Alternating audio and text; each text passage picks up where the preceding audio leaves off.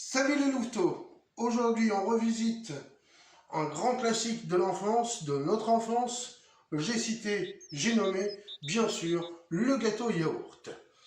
Cette fameuse recette qui mérite tant d'être visitée, on va la faire ensemble. Alors là, je vous propose une revisite aux pommes. Un gâteau au yaourt aux pommes. Bien sûr, on peut faire des tonnes de variantes du gâteau yaourt. Et celle-ci, on va changer quelques ingrédients dedans, vous allez voir, pour l'améliorer, la sophistiquer, la rendre plus onctueuse, meilleure, et puis voilà. Donc, on va commencer tout simplement, là, on va s'occuper des pommes. On va les évider, et on va garder la technique de la dernière fois, vous savez, avec l'appareil à strayure. Je ne sais pas si vous en êtes procuré un, j'espère. Mais bon, voilà, on va continuer. Mais par contre, on va pas y aller de haut en bas comme on faisait. Parce que la dernière fois, on avait besoin de cette déco-là. Là, on va le faire tout autour de la pomme, vous allez voir. Donc la première chose à faire, comme je vous disais, c'est d'évider les pommes. Je cherche mon évidoir et je l'ai trouvé, parce que l'évidoir, c'est évident, il est jamais bien. Donc, hop, on évide.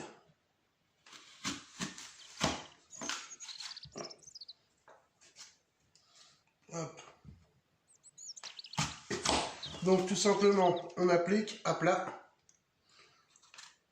l'économe à strayure. Et on va venir, voilà, tout simplement. Justement parce que, comme ce sont des pommes du jardin, là, je vais pouvoir me permettre de garder la peau puisqu'elle n'a pas été traitée. Je vous conseille, moi, si vous avez des pommes que vous achetez en grande surface, épluchez-les, c'est mieux parce que franchement, moi la seule chose que je risque de rencontrer, c'est de manger un petit verre dedans, quoi, on va dire. De trouver un verre. Voilà, voilà, donc ça nous donne ça. C'est joli, vous allez voir, ça va faire encore plus joli quand on va le couper. On va couper ça dans son fait. Maintenant, on va venir les couper.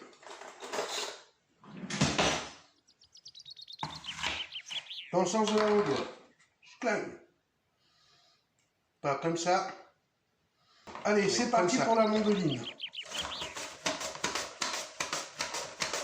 Alors, on vient trancher les pommes.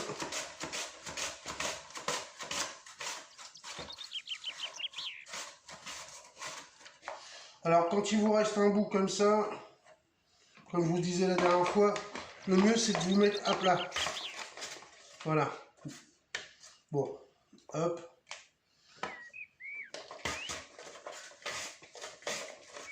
Voilà, puis d'y aller prudemment. De toute façon, tous les bouts là, je vais les garder pour en faire de la compote. Et oui, rien ne se jette, tout se transforme. Vous voyez pourquoi j'utilise l'éplucheur, l'économe à strayure? C'est pour avoir de jolis dessins dessus. Parce que vous allez voir, tout ça, on va essayer de le mettre en visuel. Oui, bah oui, bah oui. C'est parti. Donc, on va faire l'appareil. L'appareil, c'est ce qu'on appelle le mélange. C'est le terme qu'on lui donne en cuisine ou en pâtisserie. Donc, ce que vous allez mélanger, ça va donner une espèce de pâte qu'on appelle l'appareil. Donc, on est parti pour l'appareil. Alors, moi, je change. Je ne prends pas un yaourt classique, je prends un yaourt de chèvre. Ça va me ramener de l'onctuosité supplémentaire. Donc, voilà. Si vous voulez, faites comme moi. Le yaourt, et on garde pour pouvoir tout simplement, le pot, pardon, tout simplement pour pouvoir s'en servir en unité de mesure. À l'ancienne, quoi.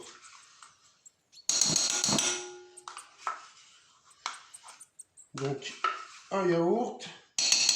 Normalement, c'est un pot de c'est un demi-pot d'huile. Voilà. Moi, je remplace normalement à cette étape. C'est un pot d'huile, un demi-pot d'huile, un demi-pot de yaourt d'huile. C'est l'unité. Là, je le remplace tout simplement pour que ce soit encore plus onctueux par de l'huile d'olive et du beurre. Voilà. Vous avez vu, je fais pas semblant. Je vous ai dit, on va s'approprier la recette, on le fait vraiment. Voilà. Donc ça c'est fait. Ensuite, là, à ce moment-là, on y met le sucre. Alors c'est pareil, normalement c'est du sucre blanc. Moi je vous conseille de prendre du sucre de canne. C'est meilleur pour la santé, il n'est pas raffiné. C'est du sucre pur canne. Normalement c'est un pot.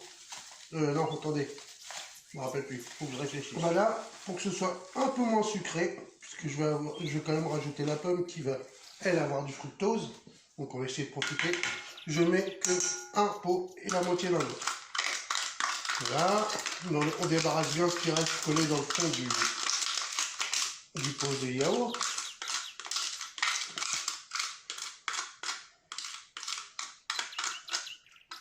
Voilà. On ne mélange pas, hein, on mélangera après. Ensuite, là, il nous faut 3 pots de farine. Alors, moi, j'ai toujours ma recette, ma farine miracle, là, avec déjà la levure intégrée dedans. Donc, bon, moi, je vais utiliser celle-là. Alors, vous mettez 3 pots de farine et un demi-sachet de levure.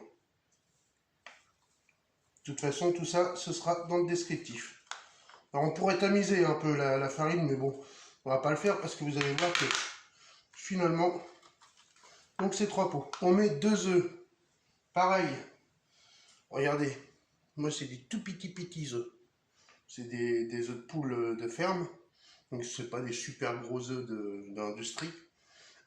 Donc j'en ai mis un troisième. Donc, une pincée de sel. Voilà. Exhausteur de goût, rappelez-vous. Et on y va, on mélange.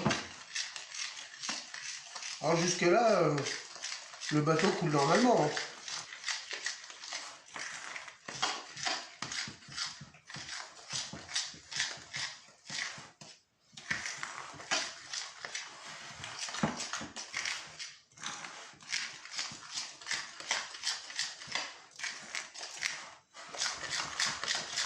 Alors jusqu'à ce temps qu'on obtienne une pâte bien lisse, bien homogène.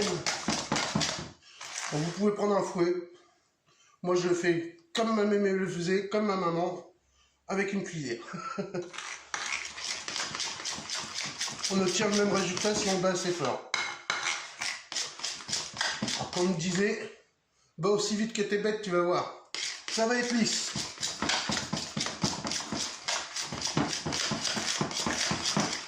J'en veux pour preuve, hein, c'est quand même plutôt lisse. Hein.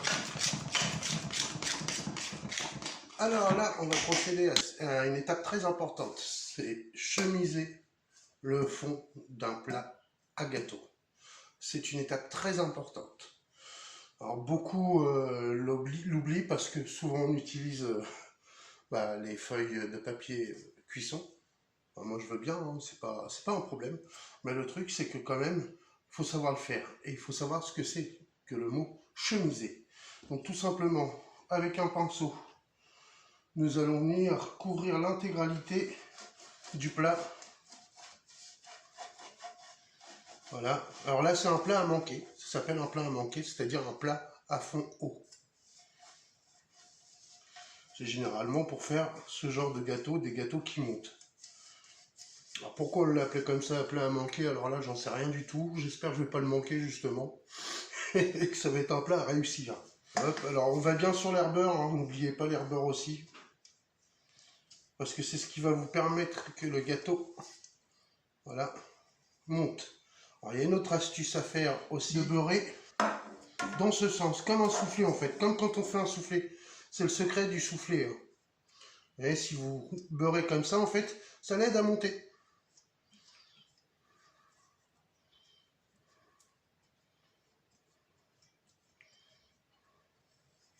Donc, une fois qu'on a fait ça, on vient y déposer un peu de farine. Pas trop. Voilà, je pense que là, j'en ai assez. Et là, on vient tourner la farine comme ça, dans le fond. D'abord dans le fond. Hein. en tapotant. Voilà. Et ensuite, on vient le faire tourner comme ça.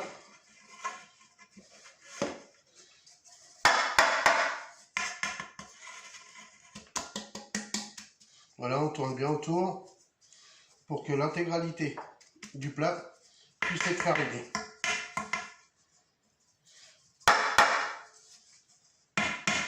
Voilà, on enlève l'excédent. Voilà comment doit être chemisé. Donc maintenant, tout simplement, après avoir chemisé votre plat, hop, on vient y déposer l'appareil. Regardez si c'est pas joli. Il est joli, cet appareil, il est joli. Alors on aurait pu l'aromatiser au rhum, des fois c'est ce que je fais, souvent c'est ce que je fais. Là comme il y a des pommes, on aurait pu aussi le faire au calva. Hein. Donc on utilise une maryse ou une corne pour aller bien aller chercher le reste de pâte. Sinon on appelle les enfants. Ils adorent ça, je me rappelle justement, c'est ce que faisait ma maman, puis ma grand-mère.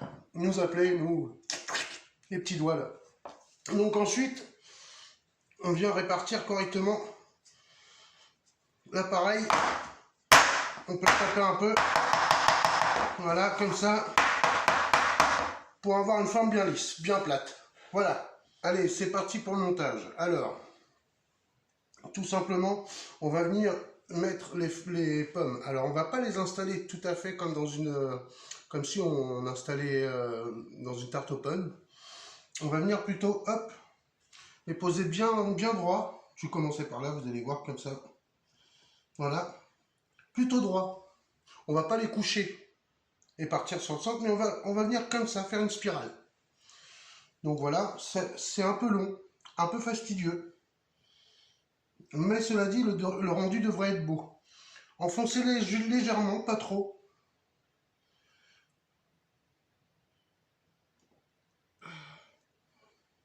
Voilà, on essaye d'avoir toujours la même distance entre les pommes.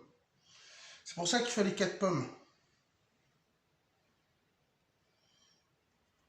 Ça fait beaucoup pour décorer, mais on a besoin... Alors voilà, on arrive à peu près à la moitié. Alors c'est très long, très fastidieux, c'est un travail très minutieux. C'est un travail de patience. Donc là je suis à la moitié déjà. Je vais continuer, voilà, tout simplement. Ce que vous pouvez faire aussi, ce que je vous ai pas dit, c'est que moi je me suis pas avantagé. Parce que je n'ai pas du tout préparé mes pommes. C'est-à-dire, en fait, en les coupant, pam, chaque demi-pomme, j'aurais dû les ranger correctement, enlever les morceaux qui... Je n'ai pas fait. Moi, j'ai été à la barbare, voilà. Mais cela dit, pour vous, quand vous ferez la recette à la maison, ben, rangez vos pommes, vous allez voir, vous allez gagner du temps, parce que moi, je suis obligé de trier dans tout ce que j'ai fait. Et forcément, il y a des fois où les pommes, elles se cassent, elles s'éclatent, enfin bon, bref. Donc, ça me fait perdre du temps. Voilà, donc pour vous, pour gagner du temps, hein, surtout n'oubliez pas de ranger vos pommes, voilà, au fur et à mesure. Je reprends. Juste une petite parenthèse, c'est quand même la première fois que je fais ce gâteau-là, de cette façon-là. Je sais pas du tout ce que ça va donner. C'est presque un direct live, mais je suis en train de le monter comme ça. Alors je suppose que quand il va monter, il va me faire casser un peu la tronche de mes pommes. Je verrai bien. De toute façon, c'est un risque que je prends. Et j'aime prendre des risques et il faut en prendre. Dans la vie, c'est comme ça. Allez, bon, la rosace c'est fini. Voilà. Maintenant, ce qu'il me reste à faire, un tout petit dernier truc. Hop, je viens légèrement badigeonner du beurre. Voilà. Bien tout autour de la rosace.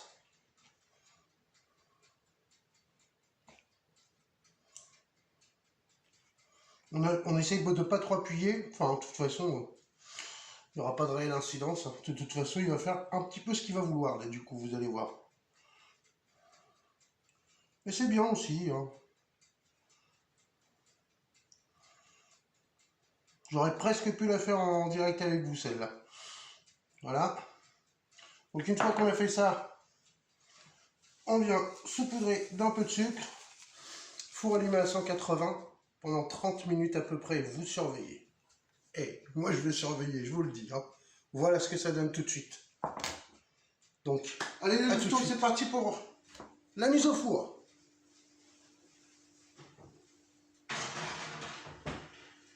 « 180 degrés pendant 30 minutes et on surveille.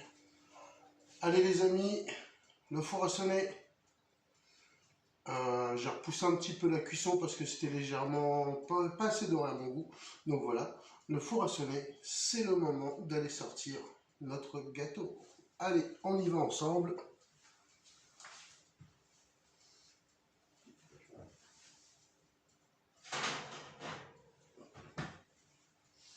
Je suis ravi de vous dire que c'est une réussite. Voilà, on ne peut pas se tromper. Hein? Magnifique, tout simplement magnifique. Je vais quand même tester la cuisson, c'est-à-dire que je vais planter un couteau dans le cœur.